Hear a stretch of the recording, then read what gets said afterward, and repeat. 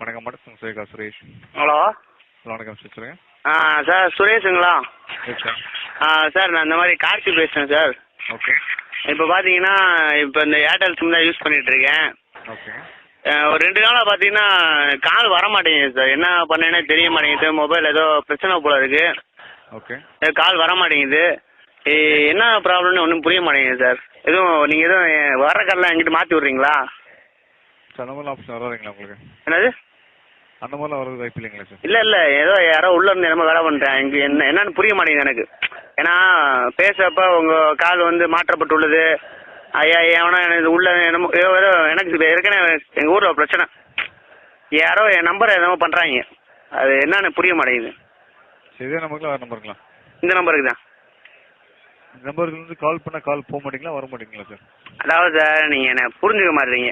இப்போ எவன் தடுக்கிறேன் அந்த நம்பரை எவனோ தடுக்கிறாங்க. லைன் மேலே நின்று ஏதோ ப்ராப்ளம் பண்ணுறாங்க. என் மங்களி அப்படி தான் சொன்னேன்.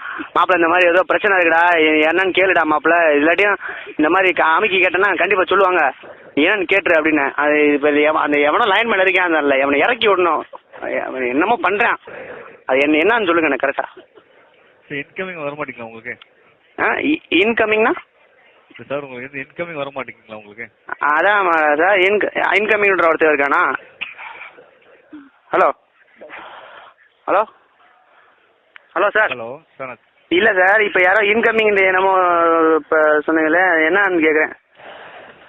அவன் தான் பிரச்சனை பண்ணுறானா? சார் வந்து அந்த இன்கமிங்ன்றவன் தான் பிரச்சனை பண்ணுறேன், அப்படி தானே? ஹலோ சார், உங்களுக்கு என்ன ப்ராப்ளம் தெரிஞ்சுக்கலாங்களா? இல்லை சார், நீ என்ன சொல்ல வரேன்னா இப்போ எனக்கு கால் வர மாட்டேங்குது. சரிங்க. எவனா வந்து பிரச்சனை பண்ணுறேன்னு என் பங்காளி சொன்னேன்ல. இப்போ எவன் லைனில் இருக்கேன்னு இறக்கி விடுங்க. எவனோ லைனில் இருக்கான். லைனுங்களா? ஆமாம், இது லைன் இப்போ ஃபோன் வருமாம்ல, அந்த லைனில் எவனும் நிற்பானாம்ல. நின்றா வந்து பேச முடியாது. இது ஒரு வகையாக செய்வன மாதிரி நினைக்கிறேன், அப்படி தானே? ஹலோ சார், மணி இன்கமிங் வரலன்னா கண்டிப்பாக நான் கம்ப்ளைண்ட் எடுத்து போட் பண்ணிடுறேன் உங்களுக்கு. ஓகேங்களா?